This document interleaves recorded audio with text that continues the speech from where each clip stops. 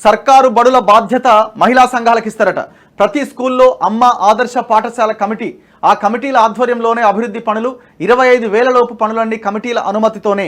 బడిబాట బాధ్యతలు కూడా అప్పగింత. సో ఈ గవర్నమెంట్ స్కూల్స్ బాధ్యతని మహిళా సంఘాలకు అప్పగిస్తారట.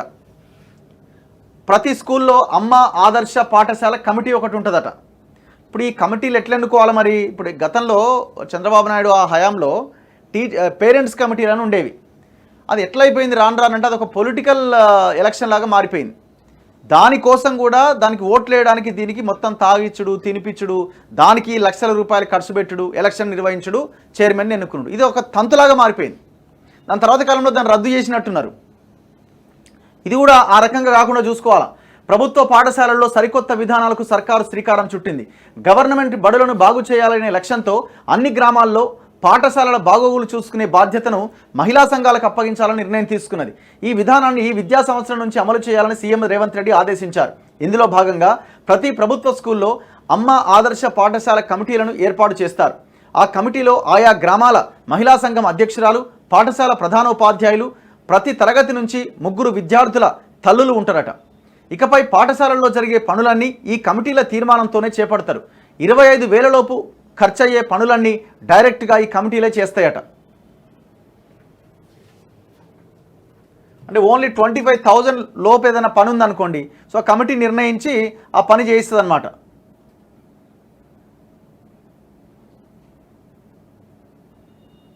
ఎక్కడుందో ఈ వార్త?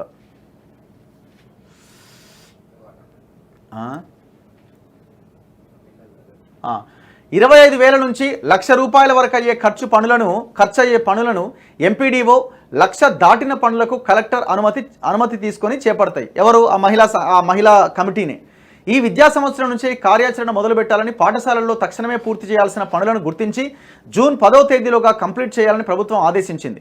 ఇందుకోసం 600 కోట్లు ఇప్పటికే విడుదల చేసింది. అయితే స్కూళ్లలో కిటికీలు, తలుపులు, ఎలక్ట్రిక్ స్విచ్ బోర్డులు, ఫ్యాన్లు, మరుగుదొడ్లకు తాత్కాలిక మరమ్మతులు తదితర పనులను ఆదర్శ కమిటీలు చేయబోతున్నాయి. మహిళా సంఘాలపైన భారం పడకుండా ఆదర్శ కమిటీలు చేపట్టే పనులకు 25,000 అడ్వాన్స్గా ఇచ్చారు.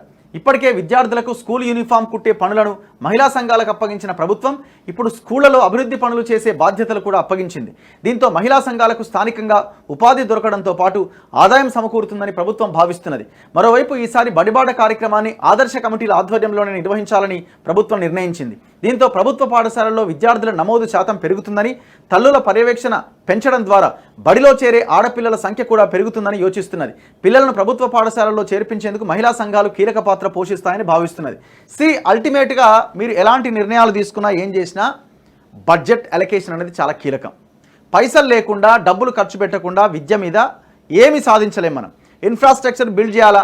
ఇప్పుడు మహిళా సంఘాలను పెట్టినారు, బాగుంది, అంత బాగానే ఉంది. మీరు అనుకున్న లక్ష్యం నెరవేరాలి అంటే డబ్బులు కావాల్సిందే.